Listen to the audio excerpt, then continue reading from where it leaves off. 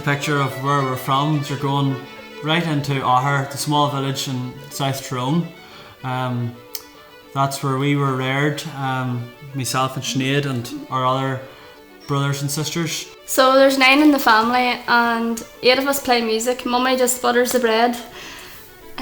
She keeps the ship. She stops it from sinking. I suppose everybody has their own tastes. Like everyone would listen to different musicians, different albums, and learn different tunes. And then whenever we all come together, we have a big range to pick from. So we're not struggling to pick a tune. And Peter has lovely piping tunes, and James would have tunes he's learnt down in Galway and stuff. So it's nice when we come around the table, we can bring them together and make our own new set of them. Playing music definitely puts you on a better path in life because, I suppose for us, I'm training to be a teacher, a primary school teacher, and I suppose when you have your Irish music on the side, it's a great advantage. There are so many opportunities to be a full-time musician. Of course, with the current lockdown, it's different. But when normality resumes, the arts has been brought to a different level in Ireland and the UK and Europe.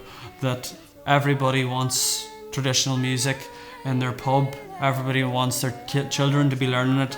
So there's so many opportunities as a teacher and as a performer.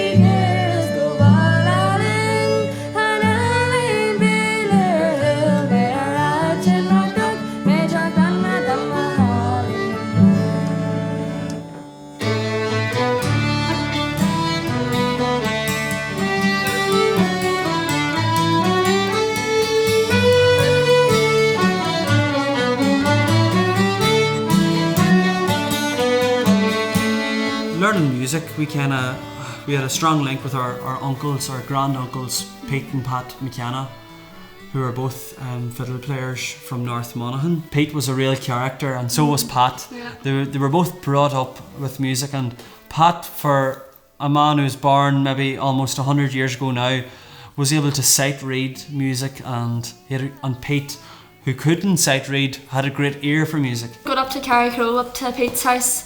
It was so exciting for us because he lived on his own in this wee bungalow at the top of this dark lane, and we'd come into the house and this wee small bungalow, and he'd have an open fire lit, and he'd have the fiddle hanging on the wall, and you'd come in, you'd open the door and you'd peep in to see where he is, and you'd look around and he'd be lying on the sofa playing a tune on the fiddle.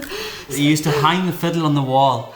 It was just hung with a piece of baler twine on the wall, and he'd take the fiddle down and he'd hold it in front of the open fire to warm the fiddle up, and then he'd give the fiddle to one of us and go, there you go and play a tune. We'd go up maybe before a feis or a fleadh and start playing our fleadh tunes for him, let him hear them, see what he thinks. He'd give out stink about a variation. You might throw in a variation or something different. That Pete's all about the traditional music, and he'd hear an old variation and he'd be giving out stink, and he'd tell you to play it again and take out all that fancy stuff. He'd lift an orange and he'd throw it at you and he'd say, there's no call for that.